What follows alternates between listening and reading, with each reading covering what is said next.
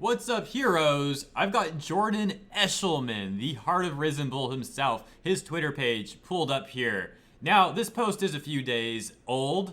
His post titled, The Lies of Real. This video is not really going to feature original content, to be quite honest. I'm literally going to read word for word Jordan's post about the lies of Real. Why am I doing that? Because Jordan has been putting in so much work. He's put in a ton of work on this post, and he's been putting a ton of work in general. But he did put a lot of work specifically into this post as well. So I would like to try and get some more traction if possible. Now, I know a lot of you guys followed Jordan already, and you've probably already read this post. But if you're not familiar with Jordan, at the end of this video, maybe you'll want to give him a follow. He's a hardworking dude. He's been doing a lot in this situation on Twitter, being very, very vocal. I can only imagine how much time he's been spending digging up information because he's dug up so much stuff. He's putting a lot of work. So I'll leave a link to his Twitter in the description of this video. But with that said, let's get started on what he says is the lies of Real. Ladies and gentlemen, I welcome you to my latest thread. We shall review all of the red flags and see just how truthful Monica Real, and should we really trust her? These are the lies of Real. Bump, bump, bump, bump, bump. Let's start at the beginning. Before she took her merry little time with her story, she made threats of Homeland Security. Well, Monica, Homeland Security does this. He links Wikipedia, and we'll click that in a second. But the first thing I want to mention is the Homeland Security thing. It might be my favorite meme from all of this, to be honest. I don't know. It's a tie. It's a tie between Monica Real's Homeland Security. I'm calling Homeland Security on you. It might be a cross between that and Emmett's whispered in her ear like a cartoon snake. The cartoon snake shit is hilarious. The Homeland Security thing is also hilarious. I don't know. They are both ridiculous and funny in their own way. But let's take a look at this Wikipedia article. United States Homeland Security. The United States Department of Homeland Security is a cabinet department of the U.S. federal government with responsibilities in public security, roughly comparable to the interior or home ministries of other countries. Its stated missions involve anti-terrorism, border security, immigration, customs, cybersecurity, and disaster prevention and management. I have a feeling that Real probably saw this part, cybersecurity, and she thought, she might have thought that cybersecurity means you contact them if you're being bullied on Twitter. Yes, Homeland Security has nothing better to do than to look into the cybersecurity of a public Twitter account being potentially bullied. Yeah, that's definitely what all our tax dollars are being sent to for the Homeland Security cybersecurity division. Yeah, okay. Moving on. After that, she claims she was dealing with a special unit that dealt with, and I'm not kidding, cyber crimes. Again, girl, you don't get it. What does the screenshot say? Monica Real. And to anyone who thinks I can't catch everyone, I'm working with a division of law enforcement who deals with cyber crimes. So yes, I can. They mess with the wrong lady. Oh boy. Oh man, I feel bad for the people that are having to respond to her complaints. And thank you to my Discord server. Thank you guys so much for pulling this up. Yeah, here is the picture itself, the role reversal picture from Fullmetal Alchemist. So yeah, they were just doing that. They were just doing that because these are the VAs for Envy and Ed right there. So it's literally a joke. It's literally a joke, and it seems like these people took it out of context and tried to spin it into their own stories. Now, I'm not saying for a fact, because I don't know, I'm not saying for a fact that the hair pulling never happened to those people, because I don't know. But that's why things are going to court, so we can actually finally get the truth, hopefully. But the point is, it definitely was a reference to this, and this definitely happened because there's pictures of it. There's no pictures of the other accusations by Jamie, Jesse, and apparently Monica as well. So that's just crazy. That's just absolutely insane.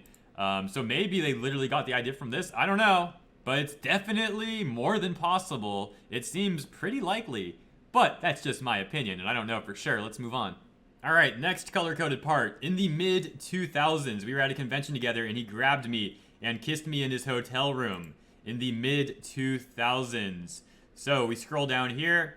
Jordan says, next, here is the first flaw. She said in the mid-2000s it happened to her, but in a private conversation with me and Gizmodo, she said 2007.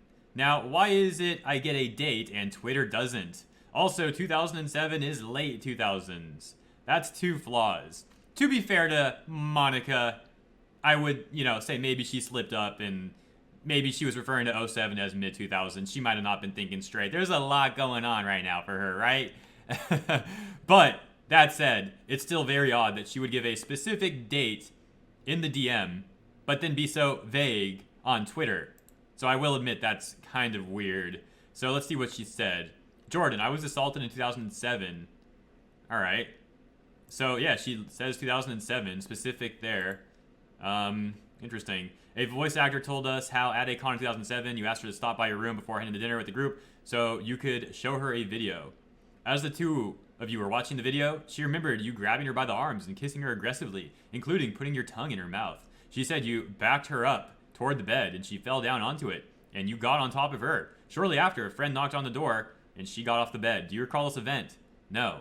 Did you kiss this woman without her consent? No. Did you guide her to your bed to the point where she fell down onto it? No. Did you then climb on top of her? No. I never forced myself on anyone. Any and all encounters I've ever had have been 100% consensual. And the previous message, Montreal saying, now, I chose to forgive him because I considered him a friend. I am the only person in my industry who had the guts to confront him about his behavior. Repeatedly, I came forward with my story after reports were filed by 3 of my friends for the exact same thing that happened to me. This was well after the Broly premiere. I told my story to corroborate theirs. I don't owe you or anyone else a police... And it's cut off there. So here's the thing. I don't know if she's lying or not, but we'll find out, hopefully. But I will say, hypothetically, if she is lying, this is why liars get caught. Because they start giving too many details, and then they forget what they said, and then they get called out on those details, not matching newer details that they're talking about, and it causes conflictions in the story. And also, with other people coming out with their stories, if everything doesn't match, it's going to look suspicious and sketchy when you're saying other people were involved, but they were giving different stories to what happened. That's how lying about this kind of stuff gets found out, especially in litigation as it moves forward into discovery. It's not going to look good. It's going to look real bad if she's lying. Now, again, I'm not saying she's lying. I'm not saying any of them are lying because I don't know. I'm just saying hypothetically if they are, it's going to be a real tough time for them coming up. It's not going to be fun. It's really not. Next, she simply said he grabbed and kissed her. But whoopsie daisy, she quickly responded with, French kissed me. Tongue in mouth, like a certain tongue in ear story. Let's take a look. Monica says, I went to a friend's room who was in a committed relationship and he grabbed me by my upper arms and French kissed me. That is inappropriate. And then we take a look at Michelle's tweet.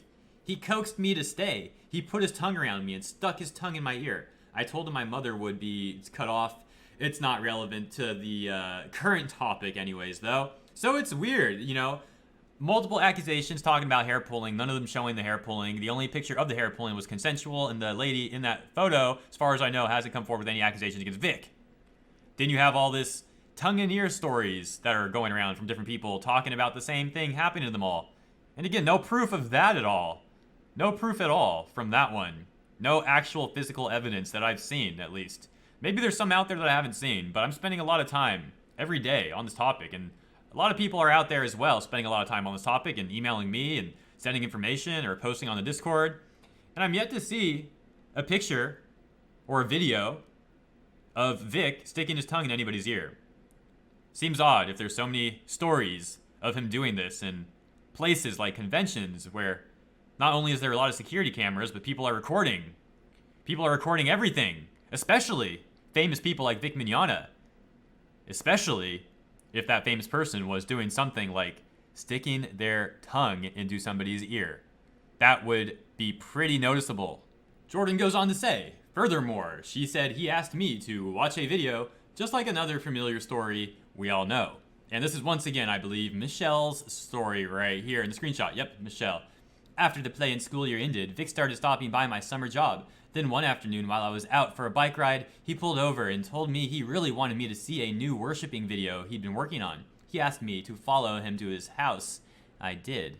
Next, she claimed that he was dating her friend, Michelle Specht, as in she knew Michelle before they met. Unfortunately, Vic met Michelle in Los Angeles. Highlighted area here. Michelle went to Bang Zoom Entertainment panel at Anime Expo convention in Los Angeles. When Vic started his speech, he captivated the lady as she fell for him. Also C, Star Trek's Beyond, Chris Pine on Kirk's psychological battle. Also said she was flirting with her soon-to-be boyfriend, whom during that time was, very shortly, Chris Patton. Well, as we all know, AWA was the only con him, her, and Vic attended, and Patton canceled, which we can see right here. Chris Patton canceled. Well, not only did she attend 5 conventions with him, she attended 4 more after that, most notably ACON in 2008. Take a look. What I did was, I wanted to get over here! Ladies and gentlemen, Miss Monica Real. Oh my goodness. Monica Real, look at that. Gives a big hug. It looks like she initiated the hug too. Look at that. We don't see Vic on the camera, so I don't know for sure, but look at that. Vic's hands are down. Her hands are up. She looks like she initiated the hug, no? Do you guys agree with that? Looks like it to me. Seems like they're on pretty good terms, no? I mean, that seems pretty energetic, and seems like you're enjoying it and going in for the hug and everything. Whether or not she initiated it, they still hugged. Holy moly. And afterward, proceeded to attend over 20 more conventions and work on more projects with him, like last year at TechoCon. Picture of all of them. Look at that, having a good time. Big smile over there. I go to PA to see my friends. Techo 2018 at Realisms at Vic Mignogna. Oh my god. Oh man, this is something else. Now comes the fun part. Oh really? This has been fun the whole time. If this wasn't the fun part already, well, oh my gosh, Jordan, what's coming next? Let's see. Now comes the fun part.